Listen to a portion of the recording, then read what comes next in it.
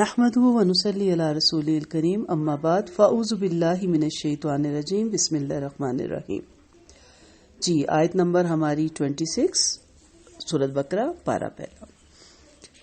ان اللہ لا یستحیی، بے شک اللہ تعالیٰ نہیں شرماتے، ان یضربا کہ وہ بیان کریں، مثلا مثال، ما بعودۃ مچھر کی، فما فوقہا یا اس سے بھی ہلکی. یقیناً اللہ تعالیٰ کسی مثال کے بیان کرنے سے نہیں شرماتا، خواہ مچھر کی ہو یا اس سے بھی ہلکی ہو. ابن عباس رضی اللہ عنہ، ابن مسعود رضی اللہ عنہ اور چند صحابہ رضی اللہ عنہما سے روایت ہے کہ جب دو مثالیں منافقین کے لیے بیان ہوئی جو ہم پیچھے پڑھ چکے ہیں، تو اس وقت انہوں نے کہا کہ کیا چھوٹی چھوٹی مثالوں سے اللہ تعالیٰ بیان کرتا ہے؟ تو اللہ تعالیٰ کی یہ شان ہرگز نہیں کہ وہ اتنی حقیر چیزوں سے مثالیں بیان کریں. اس پر یہ آیتیں نازل ہوئی. قتادہ رضی اللہ عنہ فرماتے ہیں کہ جب قرآن کریم میں مکڑی اور مکھی کی مثال بیان ہوئی تو مشرک کہنے لگے بھلا ایسی حقیر چیزوں کے بیان کی قرآن جیسی اللہ کی کتاب میں کیا ضرورت؟ تو جواباً یہ آیات اتری اور کہا گیا کہ حق کے بیان سے اللہ تعالیٰ نہیں شرماتا، خواہ وہ کم ہو یا زیادہ. لیکن اس سے کچھ ایسا معلوم ہوتا ہے گویا یہ آیت مکہ میں نازل ہوئی، حالانکہ ایسا نہیں، واللہ اعلم. اور بزرگوں سے بھی اسی طرح اس کا شان نزول مروی ہے. ربیہ رضی اللہ عنہ فرماتے ہیں کہ یہ خود ایک مستقل مثال ہے جو دنیا کی بیان کی گئی. مچھر جس وقت تک بھوکا ہوتا ہے زندہ رہتا ہے، جہاں موٹا تازہ ہوا مرا. اس طرح یہ لوگ ہیں کہ جب یہ دنیاوی نعمتیں دل کھول کر حاصل کر لیتے ہیں، وہاں اللہ کی ان کو پکڑ آ جاتی ہے. جیسے قرآن مجید میں آپ پڑھتے ہیں، دورہ قرآن میں بھی آپ نے پڑھا، فلما نسوا ما ذکروا بہ، جب یہ ہماری نصیحت بھول جاتی ہیں تو ہم ان تمام چیزوں کے دروازے کھول دیتے ہیں یہاں تک کہ یہ اترانے لگتے ہیں اور ہم دفتن انہیں پکڑ لیتے ہیں. ابن جریر اور ابن حاتم نے اسی قول کو پسند کیا ہے. تو یہاں سے ہمیں کیا پتہ چلتا ہے کہ انسان اگر کسی کو سمجھانا چاہے تو کسی چھوٹی، کمزور، حقیر مثال سے سمجھائے تو کوئی حرج نہیں ہوتا. ہمارے ہاں کس کو اہل علم سمجھا جاتا ہے یا کس کو اسکالر سمجھا جاتا ہے؟ جو مشکل باتیں کرے. بڑی باتیں میں نہیں کہوں گی، ظاہری بات ہے اسکالر اور عالم کی تو شان ہی بہت بڑی ہے اور ان کی باتیں بھی بہت بڑی ہیں، لیکن اسکیل اردو یا مشکل باتیں جو عام فہم کے لوگوں کے ذہن میں نہ بیٹھیں اور ہم بس امپریس ہو جائیں کہ جی کیا لفاظی ہے اور کیا الفاظ کا چناؤ ہے اور کیا اسکیل اردو ہے اور کیا زبردست انداز بیاں ہے، اور جب پوچھا جائے کہ اچھا سیکھا کیا تو کہیں وہ سمجھ نہیں آیا. اصل چیز ہے کہ سمجھ آ جائے. تو سمجھانے کے لیے آپ کو کسی مثال کی بھی، اللہ ہی نے بنائی ہے نا ہر چیز، کسی کی بھی مثال اگر لی جائے تو کوئی حرج نہیں.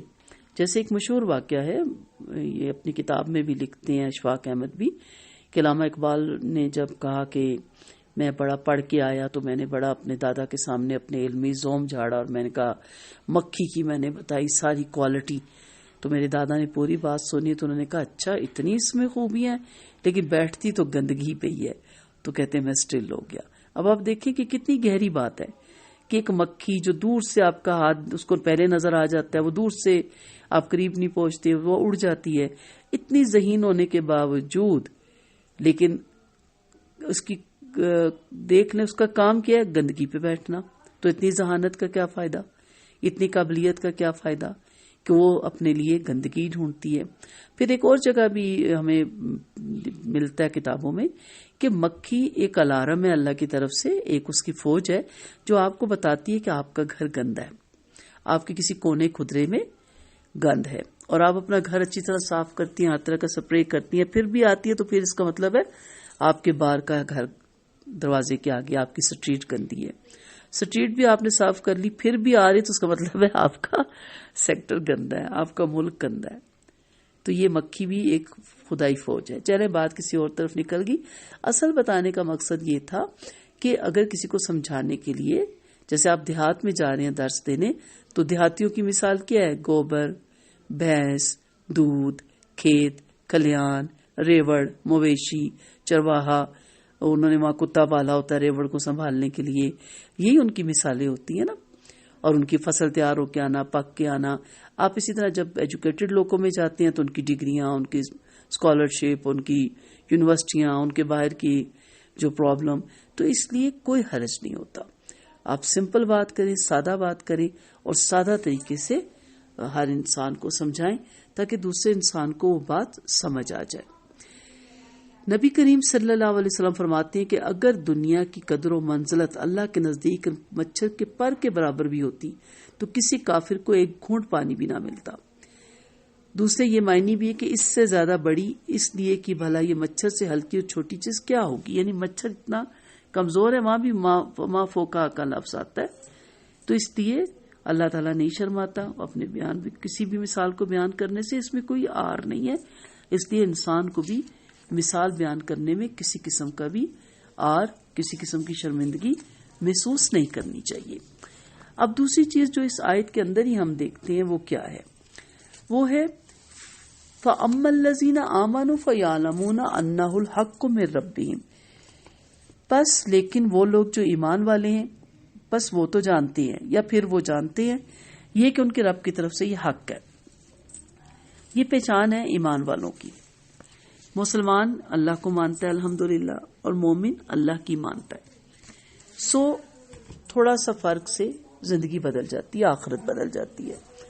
جیسے ہمیں بچپن میں اپنے والدین کی کچھ احکامات سمجھ نہیں آتے تھے، لیکن ہم احتراماً مان لیتے تھے اور ہم اس پہ عمل بھی کرتے تھے. اور آج عمر کے اس حصے میں ہم یہی تمام باتیں اپنے بچوں کو سمجھاتے ہیں اور انہی باتوں سے ہم اپنے بچوں کو گائیڈ لائن دے رہے ہوتے ہیں، ٹھیک ہے، تاکہ ہمارے بچے سمجھ جائیں. لیکن اس دور میں جو بچہ اڑ جائے اور کہ میں تو نہیں مانتا، یہ تو عقل میں سماتی ہی نہیں بات، یہ اپنے آپ کو بڑا عقل مند سمجھتے ہیں، میں اپنی عقل لڑاؤں گا، میں اب ٹین ایجر ہو گیا ہوں، مجھے بڑی سمجھ آ گئی ہے. تو آپ دیکھ لیں کہ پھر جو بزرگوں کی سختیاں، بزرگوں کے احکامات نہیں مانتے، پھر انہیں جہالت کی سختیاں سے سیکھنی پڑتی ہیں، جھیلنی پڑتی ہیں. جسے کہا جاتا ہے نا جو جوانی میں سوتا ہے وہ پھر بڑھاپے میں کھوتا ہے، یعنی کھو دیتا ہے. جو جوانی میں مشقت کرتا ہے وہ بڑھاپے میں آرام سے بیٹھ کے کھاتا ہے. تو جوانی کی کمائیاں بڑھاپے میں کام آتی ہیں، اور پھر جو جوانی میں بوتا ہے وہ بڑھاپے میں پھر کاٹتا ہے اس کو.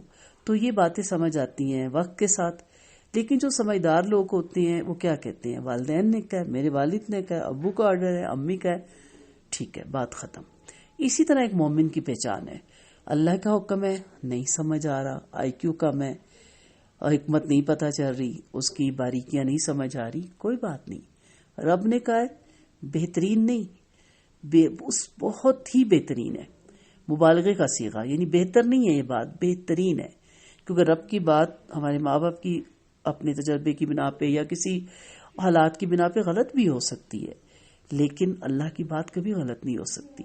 تو ایمان والے کیا کہتے ہیں، اللہ کا فرمان ہے، حق ہے، یعنی حق ہے، بمقصد ہے، لا یعنی بات نہیں ہے. اگر رب نے کہی ہے سمینا و اطعنا. اب دوسری کیٹیگری ہے وَأَمَّا الَّذِينَ كَفَرُوا، لیکن وہ لوگ جنہوں نے انکار کرنا ہے، فَيَقُولُونَ مَاذَا أَرَادَ اللَّهُ بِهَذَا مَثَلًا. وہ کیا کہتے ہیں کہ اس مثال سے کیا مقصد ہے، کیا ارادہ ہے اللہ تعالیٰ کا، کیا بتانا چاہتے ہیں اللہ تعالیٰ. ٹھیک ہے، اب یہ کس کی مثال ہے، اصل میں اندر ہی دل سے پہلے ہی مان ہی نہیں لائے تھے نا. زبان سے کچھ کہنا، کہتے نا منہ مومنا کرتوت کافراں، تو منہ سے تو کہتے تھے لیکن اندر سے یہی تھے کہ جو ہمارے مطلب کے ہوں گے وہ ہم لے لیں گے اور جو ہمارے مطلب کے نہیں ہوں گے وہ ہم سارے احکامات چھوڑ دیں گے. تو اس وقت انہوں نے کہا فَأَمَّا الَّذِينَ كَفَرُوا فَيَقُولُونَ مَاذَا أَرَادَ اللَّهُ بِهَذَا مَثَلًا.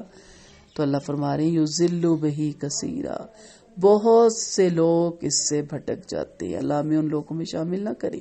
یہ کون بھٹک جاتے ہیں، جو مین میخے نکالتے ہیں، اپنی عقل کم، اپنا آئی کیو لیول ہمارا کم، اور ہمیں اللہ کی حکمتیں سمجھ نہیں آتی تو ہم اس کا انکار نعوذ باللہ کرنا شروع کر دیتے ہیں، یا اس میں اپنی عقل کی کلا بازیاں لگانا شروع کر دیتے ہیں، القاب اور اس کی تفسیر اور ترجمہ بدلنا شروع کر دیتے ہیں. اور جو حکمتیں ہم سمجھ پاتے ہیں نا، وہ حکمت بھی بعض دفعہ وہ نہیں ہوتی جو ہم سمجھ رہے ہوتے ہیں، کیونکہ وہ بھی ہماری ایک ناقص عقل جتنی لڑا سکتے ہیں ہم اپنی ناقص عقل کو لڑا کے اس کو سمجھنے کی ہم نے کوشش کی ہوتی ہے. وہ بھی اس کے اندر وہ حکمت نہیں ہوتی. اسی لیے کہا گیا نا حشر کے میدان میں کچھ راز ایسے کھلیں گے کہ انسان حیران ہو جائے گا. شکر ہے اللہ تعالیٰ تو نے مجھے یہ چیز دنیا میں نہیں دی، نہیں تو میں تو گیا تھا.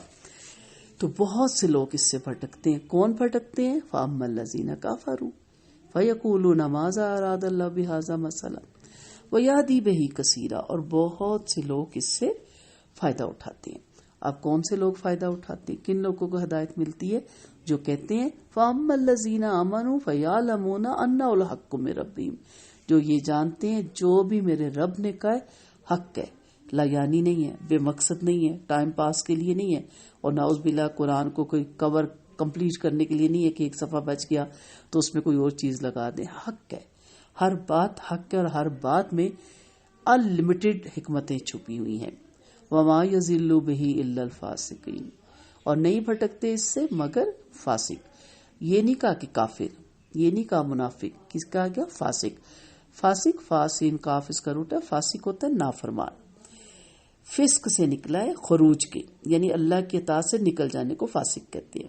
مثلا اگر کوئی آدمی گناہ کرے اور اس کو اللہ اور اس کی مخلوق سے چھپائے رکھنے کی کوشش کرے تو اس کو فاسق کہتے ہیں. اپنا فرمان ایسے سمجھ لینا کہ ایمان ہے نا اللہ پہ ہمارا، اسی طرح ہمارے اپنے ماں باپ پہ بھی ایمان ہوتا ہے، احترام ہوتا ہے. لیکن ہم جب ہمیں کوئی کام کے تو کہ نہیں سوری آپ خود کر لیں تو کیا کہتی ہیں کہ نافرمان اولاد ہے. ٹھیک ہے، اب یہ تو نہیں کہ ان کی اولاد نہیں رہی، نافرمان اولاد ہے. یہ معاملہ ہمارا اللہ کے ساتھ ہے کہ ہم اللہ تعالیٰ سے محبت بھی کرتے ہیں، ایمان بھی لاتے ہیں، اور یقیناً پختہ ہمارا ایمان ہے. لیکن جب کوئی اس کا احکامات سنتے ہیں تو وہ نہیں مانتے، اور اس لیے ہم پھر نافرمان کی کیٹیگری میں آ جاتے ہیں. فاجر اس شخص کو کہتے ہیں جو گناہ کرے اور اپنے گناہ پر شرمندہ نہ ہو بلکہ علل اعلان گناہ کرتا پھرے اور اللہ کے بندوں سے نہ ڈرے. گویا چھپ کے اگر اللہ کی نافرمانی کی جائے تو وہ فاسق کے زمرے میں آئے گی، اگر ظاہر کر کے اللہ کی نافرمانی کی جائے تو وہ فاجر کے زمرے میں آئے گی. ٹھیک ہے، وہ فسق ہو جائے گا یا فجور ہو جائے گا. اللہ دونوں چیزوں سے بچائے. نافرمانی بھی گناہی میں آ جاتی ہے نا کہ آپ محبت بھی کرتے ہیں، ایمان بھی لاتے ہیں، لیکن کچھ چیزوں میں آ کے آپ اللہ کے احکامات کا انکار کر دیتے ہیں. تو فاسق لوگ انکار کر دیتے ہیں. جہاں تک مجھے یاد ہے شاید میں نے شروع میں یہ سارے آپ کو بتایا تھا کہ ایمان، مسلمان، فاسق، فاجر، کافر، ان سب کا فرق. تو یہ فرق آپ کے ذہن میں رہے گا تو آپ کو آیت کی انشاءاللہ سمجھ آتی رہے گی. السلام علیکم ورحمۃ اللہ وبرکاتہ.